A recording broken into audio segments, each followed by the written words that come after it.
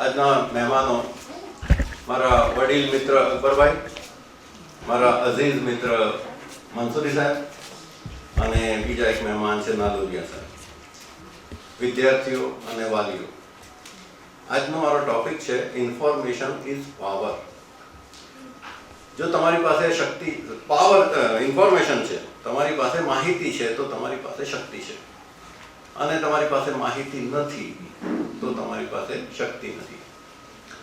છેલ્લા પ્રેઝન્ટેશનમાં તમે જોયું કે તમારે કઈ કઈ સ્કિલ હાંસલ કરવી જોઈએ સ્કૂલ કોલેજમાં અભ્યાસ કરતા કરતા, અને એ તમે નહીં કરો તો નોકરી નહીં મળે.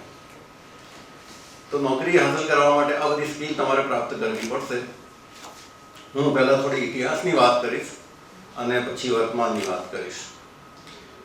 9મા ધોરણના સામાજિક વિજ્ઞાનના પુસ્તકમાં પહેલા પાને લખ્યું છે કે તુર્કોએ કોન્સ્ટાન્ટિનોપલ જીતી લીધું. આ એક વાક્ય એટલું બધું મહત્વનું છે કે દુનિયા બદલાઈ ગઈ. મધ્યયુગ પૂરો થયો અને આધુનિક યુગ શરૂ થયો.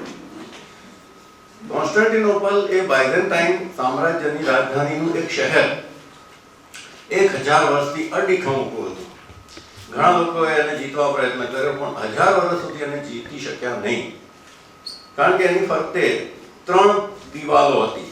સૌથી બહારની એક દિવાલ, પછી થોડું અંતર, પછી બીજી દિવાલ, પછી થોડું અંતર, પછી ત્રીજી દિવાલ. 3 દિવાલ તો કોઈ તોપ તોડી શકે નહીં. અને કોઈ તોપ ગોળો મારે અને દિવાલ તોડે તો એ લોકો રાત્રે ફરીથી એનું રિપેરિંગ કરી નાખતા. આ શહેરની 3 બાજુ દરિયો અને ચોથી બાજુ જમીન, જેમ આપણા દક્ષિણ ભારતનો વિસ્તાર છે, દ્વીપકલ્પ એ રીતે. હવે આ શહેરની બંને બાજુએ તુર્કોએ પોતાનું સામ્રાજ્ય બનાવી લીધું હતું. પૂર્વમાં એશિયામાં પણ તુર્કોનું સામ્રાજ્ય હતું અને યુરોપમાં પશ્ચિમમાં આ શહેરની બીજી બાજુ પણ તુર્કોનું સામ્રાજ્ય હતું. અને વચ્ચે એક જ શહેર અડીખમ ઊભું હતું. તુર્કોને જીતવું હતું. જે બાદશાહે સુલતાને જીત્યું, મોહમ્મદ ફાતેહ, એના નામમાં ફાતેહ એટલા માટે આવ્યું કે એણે ફતેહ કરી. એના પિતાએ પણ વર્ષો પહેલા પ્રયત્ન કર્યો હતો કોન્સ્ટાન્ટિનોપલને જીતવાનો. જીતી નહોતા શક્યા. ઘેરો લીધો. કેટલાય દિવસો સુધી સૈનિકો ગરમીથી, બીમારીઓથી મરી ગયા. એમને પાછા જવું પડ્યું. પરંતુ જ્યારે મોહમ્મદ ફાતેહ આ શહેરને જીતવા નીકળ્યા ત્યારે એમને એક એવી માહિતી મળી કે જે એમના પિતાને નહોતી મળી. એમને ખબર પડી કે આ શહેરની એક બાજુની દિવાલ થોડી કમજોર છે. આ ત્રણ તરફ દરિયો છે અને આ જમીન છે. આ એશિયા, તુર્કોનું સામ્રાજ્ય અહીં પણ છે અને અહીં પણ છે. અને આ એની દિવાલ છે. આખી બધી બાજુ એમણે 3 લેયરની દિવાલ બનાવી રાખી હતી. અને આ દરિયામાં પણ જો દુશ્મન સ્ટીમર તે વખતે શોધાઈ નહોતી, સ્ટીમ એન્જિન નહોતું શોધાયું, વહાણો લઈને આવે તો પણ એ દિવાલો અહીંથી પણ ન તોડી શકે, અહીંથી પણ ન તોડી શકે. આ બાજુની દિવાલ કમજોર હતી અને એટલા માટે કમજોર હતી કે અહીં દુશ્મન આવી શકે એમ નહોતું. કારણ કે અહીંયા એમણે સાંકળો, એક જાડી સાંકળ અહીં પણ બાંધી દીધી હતી, સામે પણ બાંધી દીધી હતી. અને એ સાંકળ પસાર કરીને કોઈ હોડી કે કોઈ વહાણ અંદર આવી ન શકે. એટલે એમને તો એમ જ હતું કે અમે કદી હારવાના નથી. પણ મોહમ્મદ ફાતેહ, જે લોકો સફળ થાય છે ને, એ કંઈક એવું કરે છે કે જે કોઈ નથી કરતું. મોહમ્મદ ફાતેહે શું કર્યું? આ એના જે વહાણ છે ને, અહીંથી ન જઈ શકે, સાંકળ છે, તો એમણે પાણીમાંથી વહાણ કાઢ્યા જમીન પર અને જમીન પાર કરીને આ બાજુ દરિયામાં ઉતાર્યા. વહાણ બન્યા છે પાણીમાં ચાલવા માટે, એમણે જમીન પર ચલાવી દીધા. એટલે કે નીચે લાકડાના પાટિયા મૂક્યા, એને ચરબીથી ચીકણું કર્યું અને દોરડા બાંધીને અને ખેંચીને હજારો સૈનિકો લઈ ગયા. અને રાતોરાત એમણે આ કામ કર્યું. અહીંથી લઈ જઈને આ બાજુ દરિયામાં ઉતારી દીધા. કોન્સ્ટાન્ટિનોપલના લોકોએ સવારે જોયું ત્યારે એમને ખ્યાલ આવી ગયો કે હવે મુશ્કેલ થઈ ગઈ છે.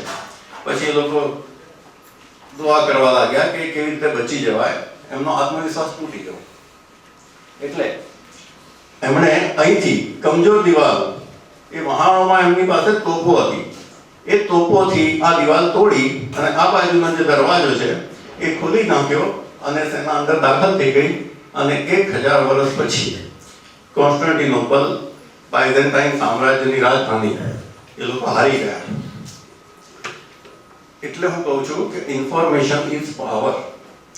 આ માહિતી હતી કે દિવાલ ક્યાં કમજોર છે તો એ જીતી શક્યા. હવે આ શહેર તો જીતાઈ ગયું. તુર્કોએ અહીંથી હવે પસાર થનારા માલવાહક જહાજો એની ઉપર મોટો ટેક્સ લગાવ્યો.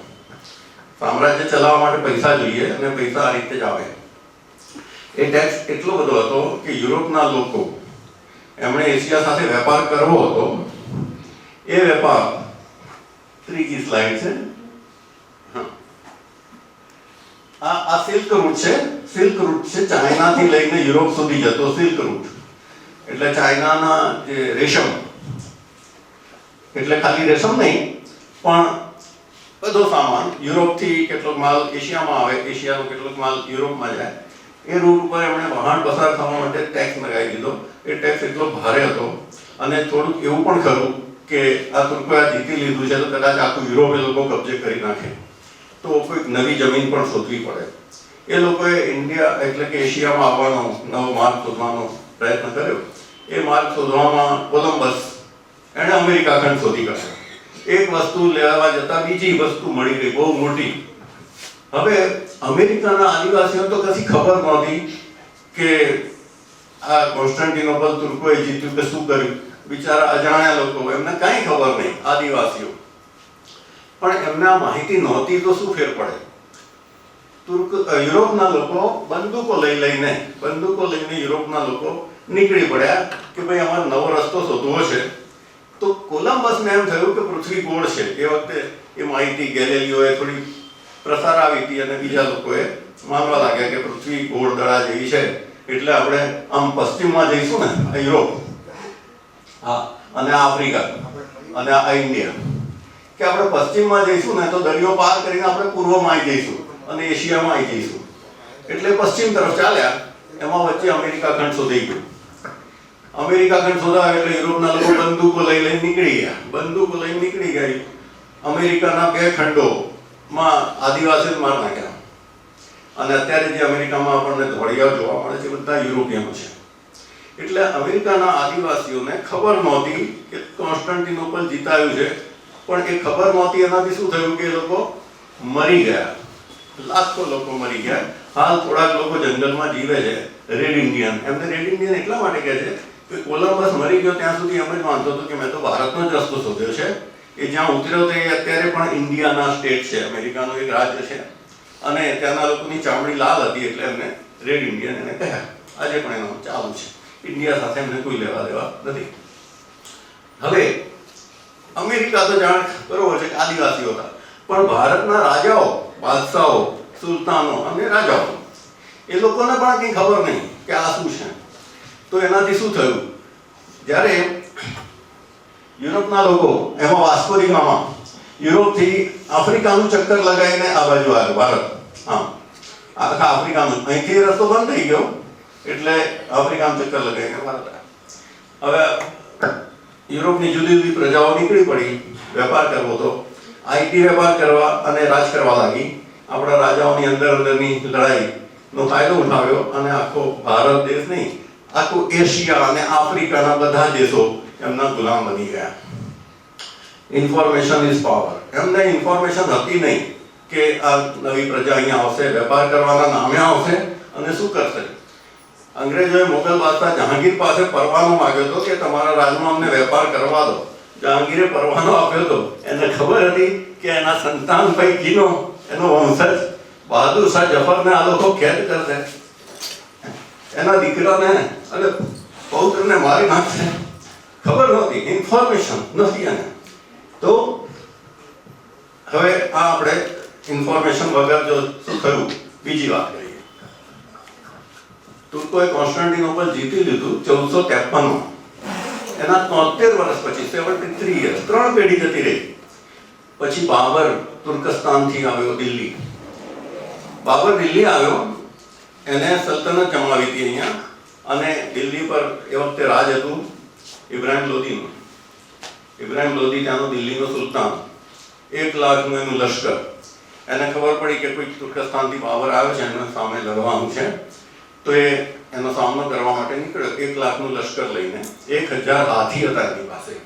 હાથી શું કરે? દુશ્મનના સૈનિકોને સૂંઢમાં પકડે, ઉછાળીને ફેંકી દે, એને પછાડે, એની પર પગ મૂકી દે, સૈનિક મરી જાય, અને પાછળ રહેલા સૈનિકો આ જુએ ને તો લડવાની ના પાડે, ભાગી જાય.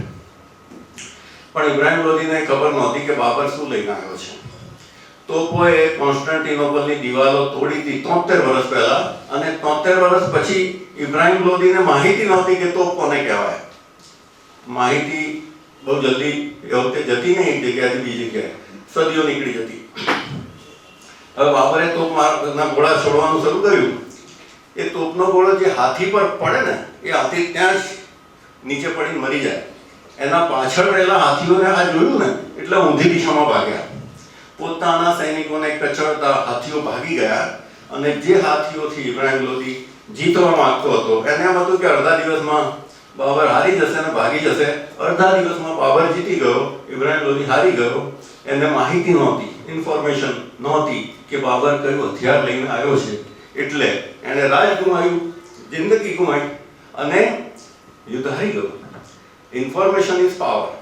તમને અત્યારે જે પ્રેઝન્ટેશનમાં બતાવવામાં આવ્યું કે આ બધી સ્કિલ તમારે જોઈએ છે, એ સ્કિલ તમે પ્રાપ્ત કરો તો તમે રાજા, અને પ્રાપ્ત ના કરો તો તમારી હાલત ઇબ્રાહિમ લોદી જેવી. તો આ રીતે ઇન્ફોર્મેશન ઇઝ પાવર. આ હવે ઇતિહાસની વાત પૂરી થઈ. આજની વાત કરું. મારો એક વિદ્યાર્થી મને રસ્તામાં મળ્યો. મેં એને પૂછ્યું કે શું કરે છે, તો બહુ ગર્વથી મને શું કહે, યુપીએસસીની તૈયારી કરું છું, આઈએએસની પરીક્ષા આપીશ. હું તો છકત થઈ ગયો. આટલા નાના મોઢા આટલી મોટી વાત. મેં એને પૂછ્યું યુપીએસસીનું ફૂલ ફોર્મ શું છે, તો એને ખબર નહીં. યુનિયન પબ્લિક સર્વિસ કમિશન, એને ખબર નહીં. મેં એને પૂછ્યું કે આઈએએસનું full form, Indian Administrative Service, એને ખબર નહીં. અને એટલી મોટી વાત એણે કરી દીધી. હું છકતી કે આ છોકરાનું શું થવાનું છે. આ એને ખબર છે કે આ જ્યારે જાહેરાત પડે છે ને આ પરીક્ષાની, તો 10 લાખ લોકો અરજી કરે છે. 10 લાખ. ભરતી કેટલાની થવાની છે? 1000. 1000 ની ભરતી થશે. 10 લાખ લોકો અરજી કરે છે, એટલે ફોર્મ ભરાય ને એ દિવસે નક્કી થઈ જશે કે 9,99,000 નપાસ થવાના છે. સીધી ગણતરી છે. 10 લાખ અરજી કરે, 1000 લેવાના છે. 9,99,000 તો ખબર છે કે નથી પાસ થવાના. એવી પરીક્ષા આપે છે. કોના જેવી? ઇબ્રાહિમ લોદી જેવી. હારવાની. યુદ્ધ હારવાનું નક્કી છે એવું યુદ્ધ લડે છે. 9,99,000. અરે ભાઈ એ બધું છોડો ને. નોકરી કેવી રીતે મળે, રૂપિયા કેવી રીતે કમાવા, એની સ્કિલ શીખવાનું ચાલુ કરો ને તો પૈસા કમાઈ લેજો. આઈએસ આઈપીએસ થવાનું કોઈ જરૂર નથી. હા, તમે એકદમ ટોપર હોય, પહેલા ધોરણથી કોલેજ સુધી યુનિવર્સિટી ફર્સ્ટ આવતા હોય તો એ પરીક્ષા આપવાની તૈયારી કરો. તમે કરો. આઈએસ થવાય તો સારું છે, ના થવાય તો મામલતદાર થવાશે. પણ હવે જે માત્ર બીએ થયો છે, 50% માંડ લાવતો તો એ આઈએસની વાતો કરે છે. એક બીજા વિદ્યાર્થીને હું મળ્યો. મેં કીધું શું કર્યું? એટલે કે હમણાં બીસીએ થયો, બેચલર ઓફ કોમ્પ્યુટર એપ્લિકેશન. કોમ્પ્યુટરનું ભણે તો મેં પૂછ્યું ભાઈ તને કઈ લેંગ્વેજ આવડે છે કોમ્પ્યુટરની? એટલે મને કે C++. હવે આ કોમ્પ્યુટરની C++ એટલે પ્રાથમિક સ્કૂલની કહેવાય. એનાથી ઉપર આવે સેકન્ડરી સ્કૂલની જાવા, અને એની ઉપર આવે પાયથોન. મેં કીધું કે તું જાવા અને પાયથોન શીખી લે તો તને નોકરી મળી જશે. હવે મને વિચાર આવે છે કે 3 વર્ષ BCA ના એણે જે કર્યા એ તો ગટરમાં ગયા. એણે 3 વર્ષ બરબાદ કર્યા. કોલેજમાં પાયથોન જાવા નથી શીખવાડતા તો એણે પ્રાઇવેટ કોચિંગમાં શીખી લેવા પડે ને, વેકેશનમાં શીખવા પડે. કોલેજમાં કંઈક જુદું ભણાવતા હોય, આઉટડેટેડ બધું ભણાવે છે આપણે ત્યાં, તો એ છોકરાની તો જિંદગી બરબાદ. હવે શીખશે જાવા અને પાયથોન તો નોકરી મળશે, નહીં શીખે તો હજુ નોકરી નહીં મળે. હવે તમને કેવી રીતે નોકરી મળે? 20 વર્ષ પહેલાથી, 20 વર્ષ થયા આપને, Infosys, Tata consultancy service, TCS, Wipro, આ બધી મોટી મોટી કંપનીઓ છે. બીજી નાની કંપનીઓ પણ છે. એ બધી કંપનીઓ યુવાનોને નોકરીએ રાખે છે. શું ભણેલા? કોઈ પણ ગ્રેજ્યુએટ, BA, BCom, BSc ગમે તે હોય ને, અથવા એન્જિનિયર હોય તો ગમે તે એન્જિનિયર હોય, મિકેનિકલ, ઇલેક્ટ્રિકલ, સિવિલ, ગમે તે, એને ટ્રેનિંગ આપે 6 મહિનાની. ટ્રેનિંગ પછી એની પરીક્ષા આવે. એ પરીક્ષામાં પાસ થાય તો એને નોકરી આપી દે, ફેલ થાય તો કાઢી મૂકે. આ સિમ્પલ વસ્તુ છે. દુનિયામાં તમે એના કામના છો તો તમને પૈસા આપશે, તમે એના નકામા છો તો તમને કાઢી મૂકશે. હવે જે સિલેક્ટ થઈ ગયા, પાસ થઈ ગયા, ટ્રેનિંગ પછી પરીક્ષાએ પાસ કરી દીધી, એમને નોકરી મળશે, ખૂબ કમાશે. કામ શું કરશે? સોફ્ટવેર એન્જિનિયર તરીકેનું. BA થયેલો છે તોય, BCom થયેલો છે તોય, મિકેનિકલ એન્જિનિયર છે તોય એ સોફ્ટવેર એન્જિનિયર બની ગયો ટ્રેનિંગ 6 મહિનાની લઈને. પણ ગ્રેજ્યુએટ એ લોકો એટલા માટે માગે છે કે તમારી એક ઉંમર થઈ ગઈ છે, તમારામાં એટીટ્યુડ કેવો છે એ ઇન્ટરવ્યુમાં તપાસશે, એપ્ટિટ્યુડ તમારા ટકા ઊંચા છે તો એ બધું જુએ છે. આપણે માંડ SSCમાં પાસ થઈ ગયા, BA થઈ ગયા અને આપણે સોફ્ટવેર એન્જિનિયર બનવા જઈએ તો આપણને કોઈ લે નહીં. એટલે હું તમને હંમેશા કહું છું, ટોપર બનો, નહીં તો બનવું પડશે. ખુદા હાફિઝ.